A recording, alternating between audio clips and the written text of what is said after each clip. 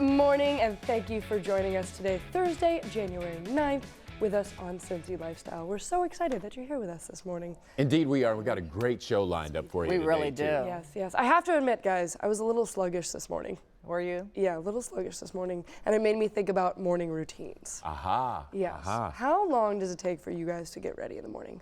I'm a solid 45 minutes. Solid 45 minutes.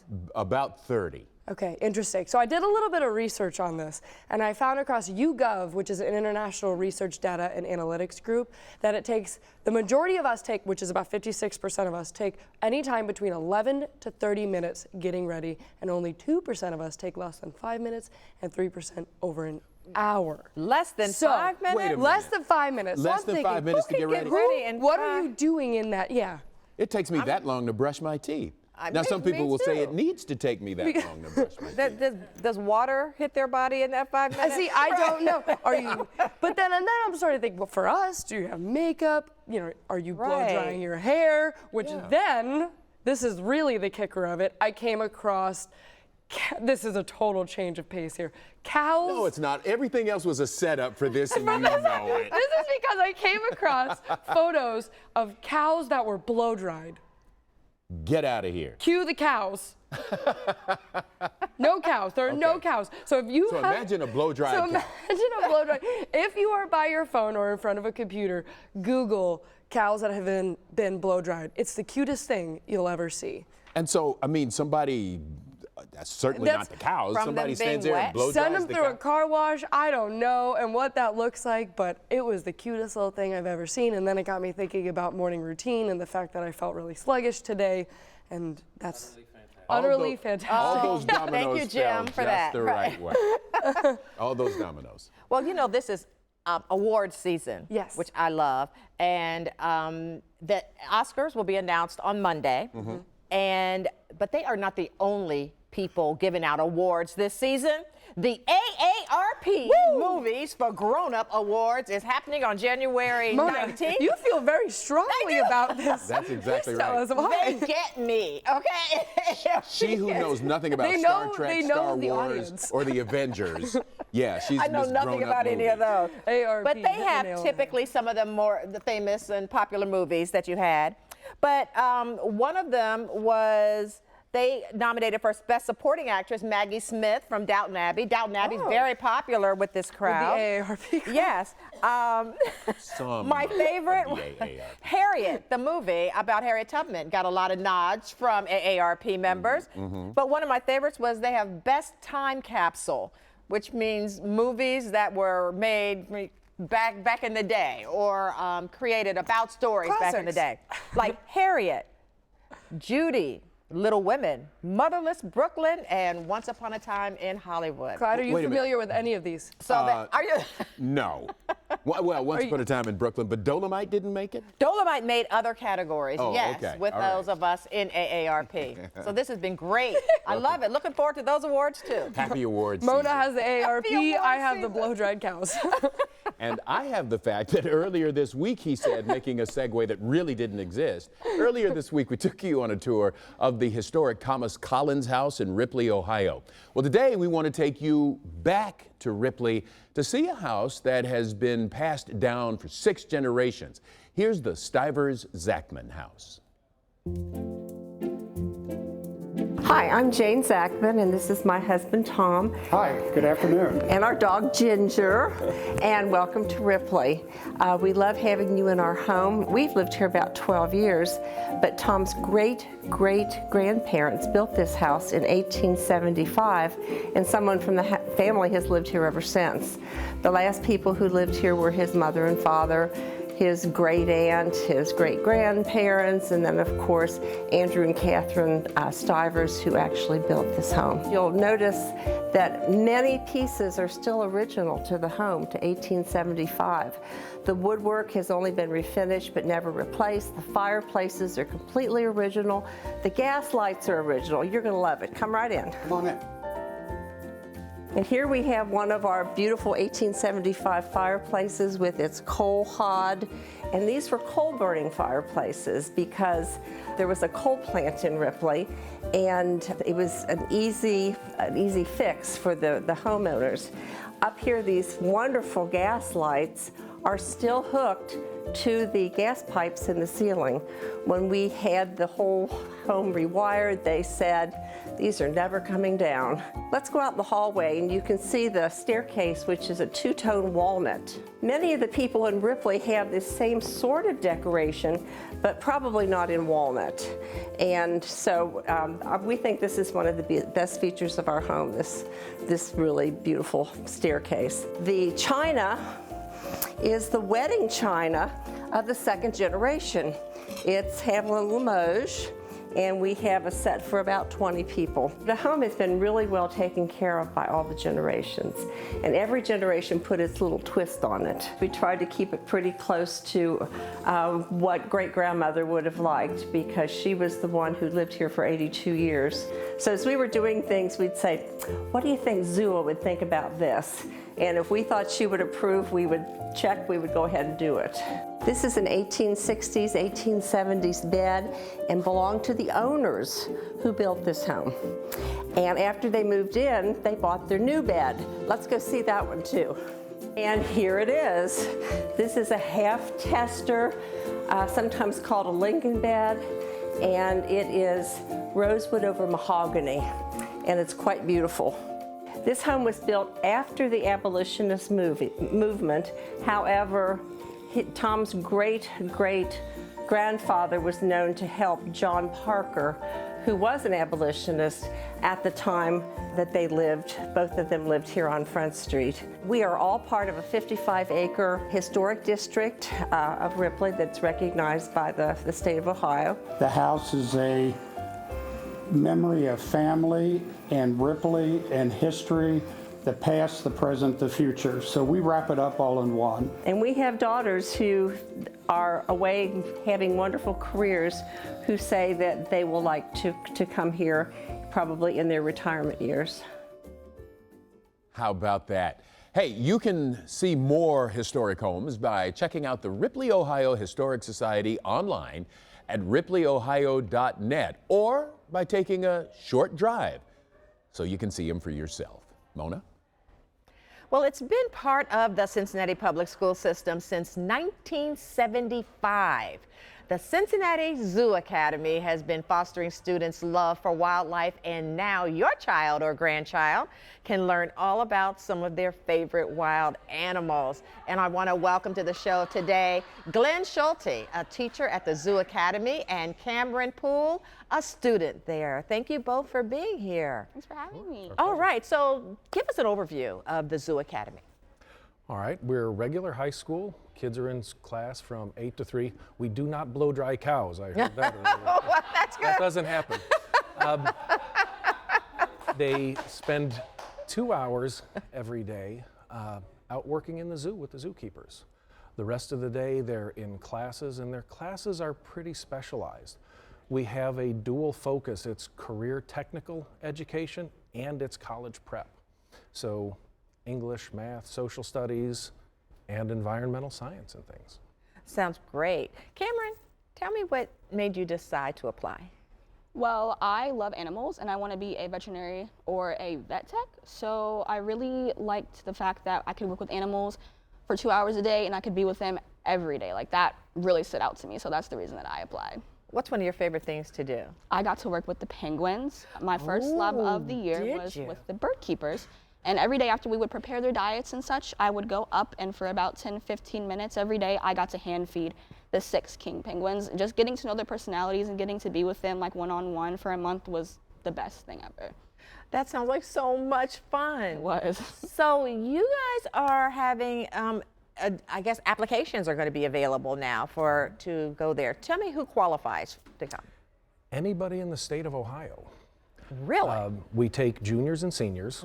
We're looking for students that really are interested in plants and animals, are really willing to work with them and kind of get dirty sometimes. Who wouldn't want to work with them? Look at that. So cute. Oh. They can be, but a lot of them are wild animals. So it's, you don't pet, you don't touch.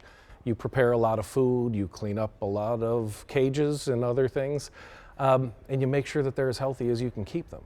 So we want kids that want to work hard, that are interested in a career in plants or animals, and that want to move forward either into a career field directly or into college. Okay, so why is it important then for these kids to have that real passion for animals? One of the things that they're doing when they're out in labs, like I said, it's not real glamorous. They're cutting up a lot of food. Our elephants eat 250 pounds of food per animal per day. All of that's got to be cut and washed and prepped and gotten ready, and our students help do that. So it's not just the touchy-feely, let's play with animals. It's the nitty-gritty of, all right, we've got to keep them healthy, we've got to keep this place clean, we've got to keep them well fed. So true animal care. Absolutely. All right, so where can people get more information, learn how to apply for this great program? We have presence online at the Cincinnati Zoo website under the Education tab. You can also search Hughes STEM High School because we're part of that high school as well, and you can find a link there as well, or they can call us directly. Glenn, thank you. Cameron, appreciate it. Thank you so much. Allie. Well, it's time for another Cincy Lifestyle edition of Feed the Firehouse. It's an opportunity for us to showcase our first responders' cooking skills and learn how our local fire stations stayed fueled on the daily. Join us as we stop into Firehouse 2 in Florence, Kentucky. The first stop on our Feed the Firehouse journey was Station 25 in Coleraine, where they cooked up a mean chicken salad sandwich and pork tenderloin. For round 2, we decided to cross the bridge into Florence to see what our Kentucky firefighters are bringing to the table. We are currently at Firehouse Station 3 with Firehouse Station 2 team, and we're gonna be cooking up some shrimp boil. Shrimp boil today. All right, and this is Ryan, and he's gonna be our main chef, and he's gonna show us how it's done. It is a very quick meal that we cook probably once a week. It has corn and shrimp, sausage, potatoes, and some lemons and parsley, some seasoning. Let's start cooking. The potatoes take the longest to cook. We use a very old pressure cooker, and we use it because it cooks everything really quick. All right. So we're going to cut up the potatoes. We're going to start them in the pressure cooker, and then we'll cut up the corn, and after 5 minutes of those cooking and the potatoes cooking, then we'll add the corn to it also. This shrimp boil typically takes 45 minutes to make, and all meals have to be simple and quick when feeding a firehouse. The crew could be called out at any time, so every member is on standby, ready to take on kitchen duty. Oven temp? Sitting at approximately 310 right now. Roger that. So 350. Who's making the decision on what you're eating? We just kind of talk about it in the morning, or whenever someone's heading out to the grocery store. Yeah. We'll just kind of come up with ideas, and if someone has an idea, then they shout it out. It's always family-style cooking in the firehouse, and the crews try to keep their food costs around $5 a shift, with the occasional steak night splurge. And with a wide range of palates, they stick to their staples and learn from each other. One of the now retired guys named Jim, he taught me how to cook when I first started here at Florence. And so that's kind of something that we like to do with our younger guys is get them in the kitchen to help so then they can learn how to cook also. How many young guys do you have right now who might be weak links? We'll say one. Shout out to that guy. Yeah. Again, we're with Fire Station 2 at Fire Station 3, and this is the official taste test.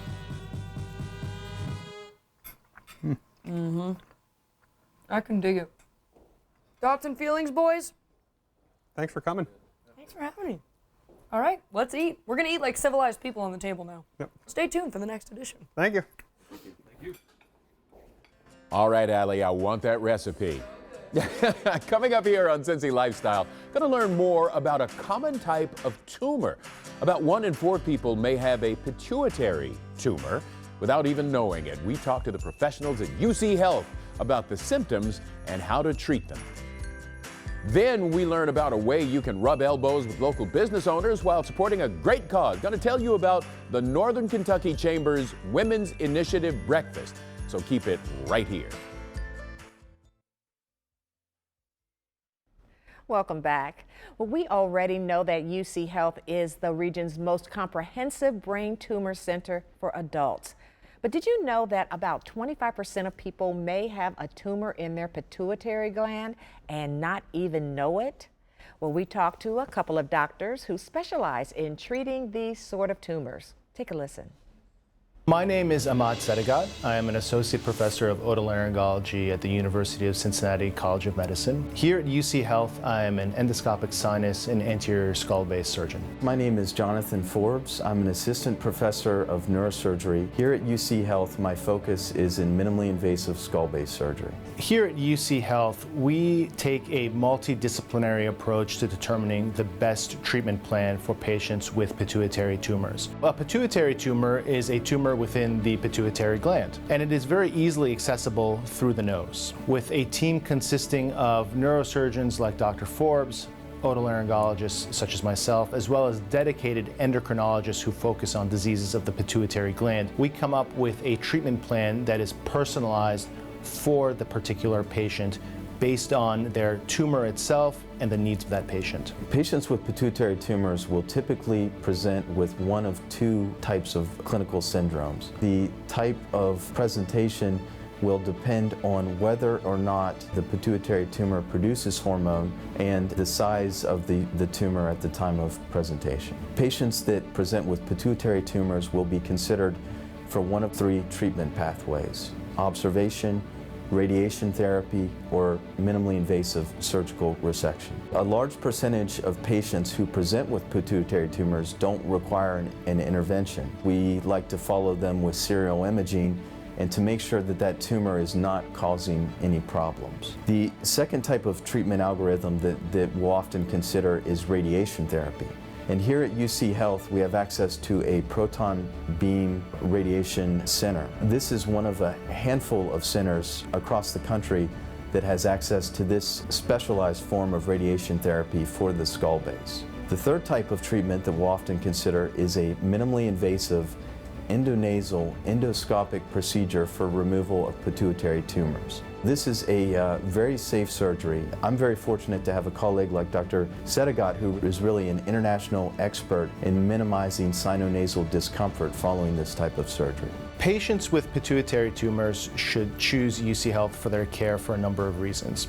First and foremost, we have the region's only pituitary center with staff whose practices are dedicated to treating pituitary tumors. We bring an expert level of care to these patients, not only through our practices, but through our research as well. We try to identify ways that we can continue to make this very easy, simple, straightforward surgery even better and more well tolerated by patients. Not only do we practice at the cutting edge, we create the cutting edge. Well, if you're interested in finding out more, or if you want to schedule an appointment, you can go to online to uchealth.com/brain tumor. Clyde. If you're looking to rub elbows with some of the top businesswomen in our region while at the same time helping a great cause, then we've got an event you really need to know about coming up soon. Here now to tell us more are Christy Nelson, who is the chair for this year's Women's Initiative Breakfast, and Barbara Johnson, who is going to be the keynote speaker. Ladies, thank you both for being here with us this morning. Well, Barbara, this is always a great event. Can you give us just a little background on the Women's Initiative Breakfast? Oh, the Women's Initiative Breakfast was started, the Women's Initiative in general was started 11 years ago, and the breakfast was one of the inaugural events and had 200 people at when we first started the breakfast. And now we're expecting over 800 guests at the breakfast this year. So it really has grown and developed as time has passed. The event is an opportunity to have networking for professional women, as well as obviously have a great speaking topic by Christy, and then also recognize a nonprofit organization, which is Welcome House of Northern Kentucky. Christy, you're the keynote speaker, and your topic is finding the power within. Can you tell us just a little bit about what that means to you? Well, for me personally, I went through a very difficult time in my life getting diagnosed with cancer. It was incredibly disorienting. And everything that you depend on in your everyday life to provide you with balance and direction just really gets thrown out the window when you hear that word cancer.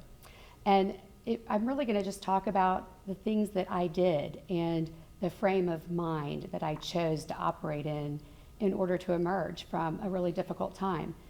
Everybody goes through stuff, right? And their stuff may not be cancer, it may be something else, but maybe there will be some life skills, some lessons learned through my journey that someone else in the room can use. And Barbara, I know this means a whole lot of work to you, but what does putting this breakfast on mean for you? This is a great opportunity. It's in preparing for this, spending a lot of time with Christy has been wonderful because she's like spellbound. I'm spellbound every time I talk with her about what she's going to be speaking about, simply because the messages are not complicated, but it's nice to hear the things that she has to say and the experiences that she's had. So it's very inspiring, and the breakfast provides an opportunity for a lot of women to get together. And it's really, when you get in that room, it is just awesome, the energy that you feel with all of these women and men that are at the actual breakfast. If people want to get tickets or more information, how can they do that?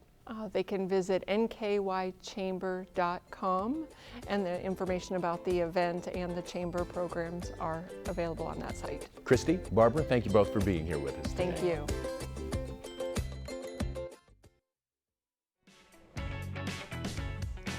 And that is Cincy Lifestyle for Thursday, January 9th.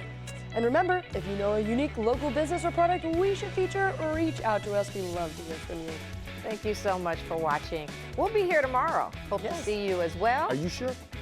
That's the plan. Wait, you're making me think. Yeah. Is today Thursday or Friday? Right. We'll be here. Make it a great day. Thanks for watching our video. And if you liked what you saw, hit the subscribe button. You can also check out full episodes of the show you've never seen before, or watch your favorites again and again. And as always, we love to say it, make it a great day.